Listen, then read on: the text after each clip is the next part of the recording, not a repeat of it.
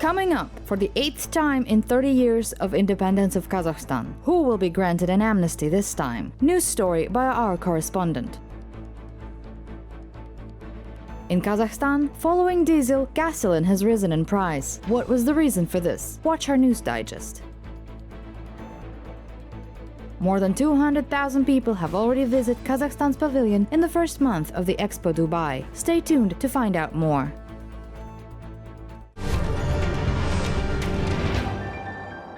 No unnecessary inspections. Kazakhstan will develop a register of requirements for entrepreneurs. Kazakh Minister of National Economy Aset Irgaliyev announced this today at a meeting of the Majlis, the lower house of Kazakh parliament. According to him, from now on, business entities will only be checked when violations of the law are registered. In addition, a new operating principle will reduce the burden on business owners and help reduce costs. According to the new bill, priority will be given to digitalization of reporting, which in turn will eliminate paperwork.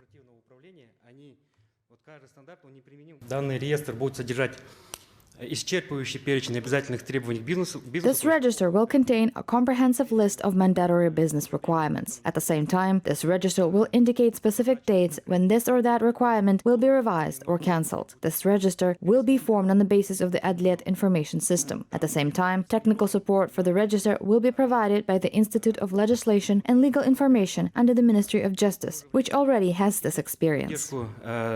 Реестра будет обеспечивать Институт законодательства при Министерстве юстиции, который уже имеет подобный опыт. The output of small and medium-sized businesses increased by 25.4% after the coronavirus recession and amounted to more than 17.5 trillion tenge, reported Finprom.kz. Small businesses account for a significant part of the output of all products. Profit in this sector amounted to 12.4 trillion in local currency. In medium-sized businesses, revenue added up to 3.4 trillion tenge. The rest of the income comes from individual entrepreneurs and peasant farms. The annual growth of the SME sector is observed in almost all regions of Kazakhstan. Almost half of the production volume falls on Almaty and Nur-Sultan.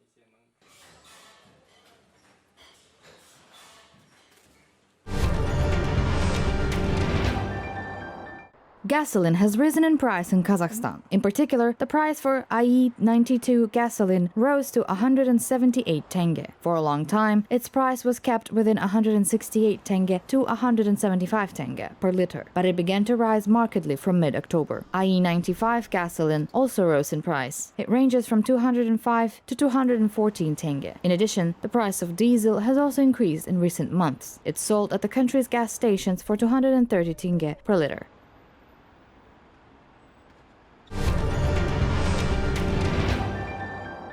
Exports are gaining momentum. Companies have been identified in Kazakhstan whose products will be promoted to foreign markets. This is reported by the Kazakh Ministry of Trade and Integration. In particular, products will be exported to Russia, China, United Arab Emirates, Uzbekistan and Kyrgyzstan. The selection took place within the Export Acceleration Program. Out of more than 350 participants, a difficult and long process was successfully completed by 101 enterprises, from the food, light and chemical industries, mechanical engineering, transport, education, as well as innovative computer and engineering services. At the same time, a third of companies are small businesses and the same third are medium-sized. Entrepreneurs from almost all regions of the country participated in the program. Now they will undergo training and several rounds of B2B negotiations with potential foreign partners. However, the work within the program will continue. Such support will be provided throughout the year. They will also be invited to participate in trade missions.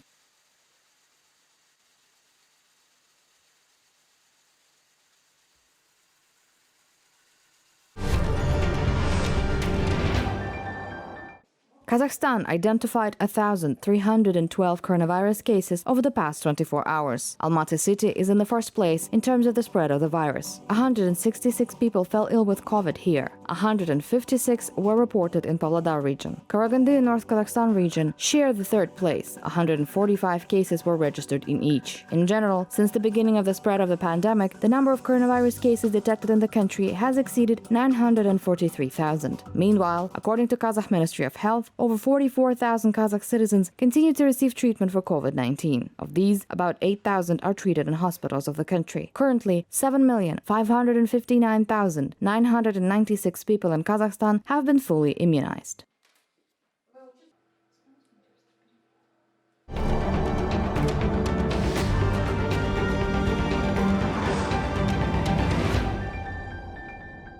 Due to the worsening epidemiological situation in Romania, coronavirus patients are being transported to Germany for further treatment. A total of 3 flights are planned. 6 people will be evacuated each time. The infection rate in Romania is one of the highest in the EU. There are no available beds in local intensive care units due to the influx of patients.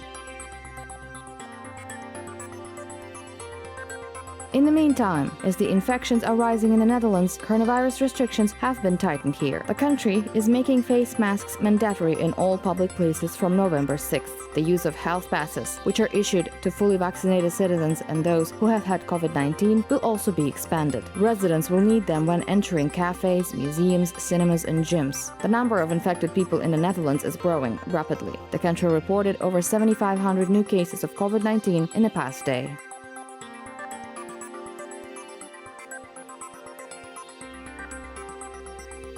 At least 11 people were killed by a landslide in southern Colombia. Several more were injured. In addition, dozens of people have gone missing. Emergency services and the police are looking for them. The landslide event was caused by heavy rain, Reuters reported.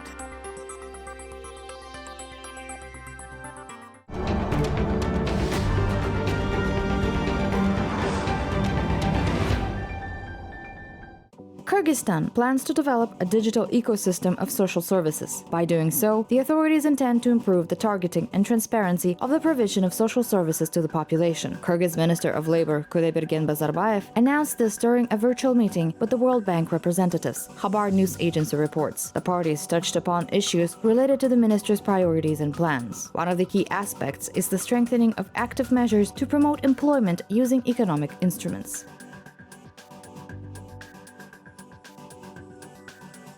UNICEF delivered 5,400 hand sanitizers and over 600,000 surgical masks to Turkmenistan. All of them were distributed between the country's Ministry of Health and the Ministry of Education. PPE were donated to support implementation of the country preparedness and response plan to acute infectious diseases.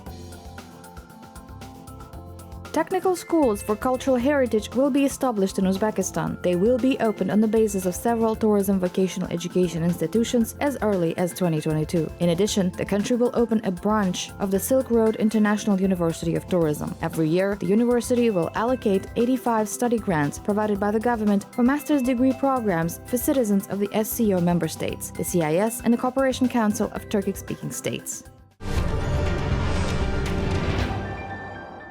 Over 2,200 convicts in Kazakhstan can get amnesty. This information was announced today at a meeting of the Majlis of the Kazakh parliament. Minister of Internal Affairs Yerlan Turgumbayev presented the new bill. According to him, this measure will not apply to prisoners who have committed especially dangerous crimes. In addition, 11,310 people who are registered with the probation service are eligible for amnesty, while another 1,294 Kazakh citizens will have their sentences reduced. The head of the relevant department also indicated that 5,000 criminal cases in pre-trial proceedings will be reduced in the near future. Following the instructions of the head of state, the Interior Ministry has drawn up a draft law on amnesty on the occasion of 30 years of independence. The purpose of the bill is to exempt persons from serving sentences for minor or ordinary offenses and to reduce the term of sentence for certain grave and very serious crimes. The amnesty will be applied to veterans, minors, senior citizens, persons with disabilities of the first and second categories, and other people who do not pose a serious threat to the safety of citizens and the state. The bill has been discussed with public figures and academic experts. Last year, President Kassym-Jomart Tokayev announced that the country will give amnesty to those persecuted in crimes that do not pose a serious threat to the security of citizens and the state. There have already been 8 amnesties in Kazakhstan in 30 years. To date, more than 34,000 people are being held in 64 facilities and 16 pre-trial detention centers in the country.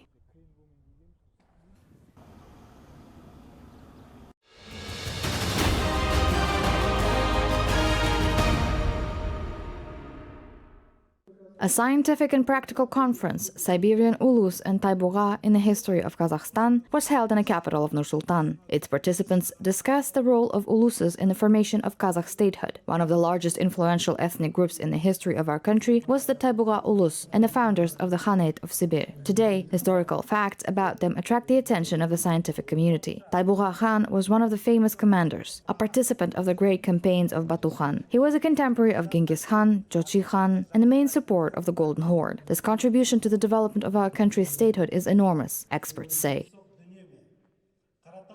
The purpose of this conference is to convey to the people that we had great figures. 400 foreign, European, Russian sources admit that Taibuga reached Europe with Batu Khan and conquered half of the world. The device that reads the content of carbon dioxide in the room was developed by a student of the Nazarbayev Intellectual School of Almaty, Bogdan Mironov. The device also automatically neutralizes excess gas when its rate is exceeded. The so-called autonomous ventilation system on a large scale can solve the problems of global warming, the ninth grader believes. He presented his project at the National Competition of Scientific Projects.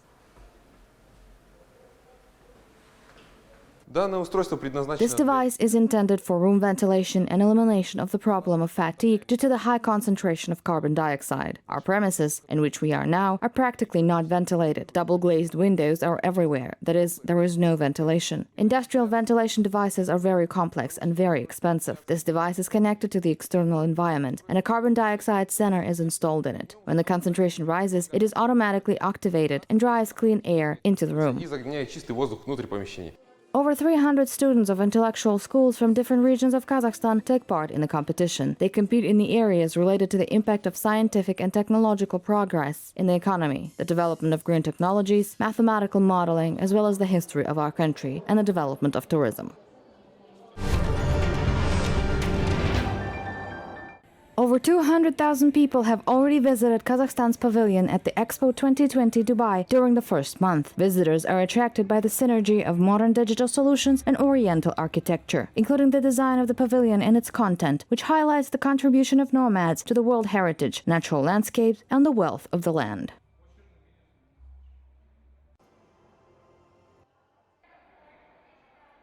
Your pavilion is one of the best, especially the show performance, where the country's history was so beautifully conveyed. Everything was so cutting-edge. It was beautiful. Your country is so amazing, and I'm just happy. A separate area of the pavilion demonstrates the country's investment potential and economic opportunities. It presents strategic state programs, including transit and transport, international projects, innovation, and digitalization products. At this stage, we have worked out about 30 different business events that will be held in a special business lounge of the pavilion. Both investors from Kazakhstan and from abroad will take part in them. According to preliminary forecasts, about 25 million people will visit the exhibition. Moreover, the share of foreign visitors will be 70%, which may become a record figure for the 160-year history of the Expo.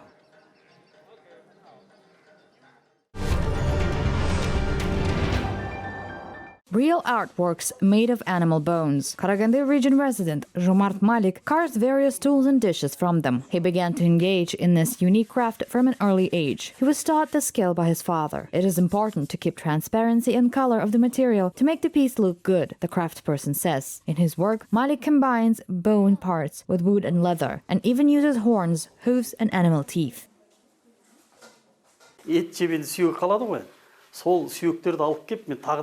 After eating meat, the bones remain, but for carving, they need to be well boiled again. To do this, I add baking soda. This removes excess fat and softens the bone. I often cut the blades out. They have a large area, so you can do a lot of things. The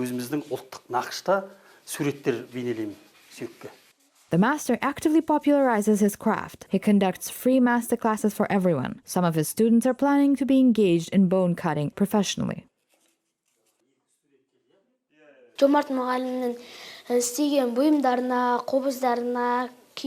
entered this club Young Master because I was interested in the products of the teachers such as qobuz, yurts. You can make items out of such bones and wood, and from the horns, fish, sculptures can be made. мүйізден балық мүсін сондайлар жасауға болады.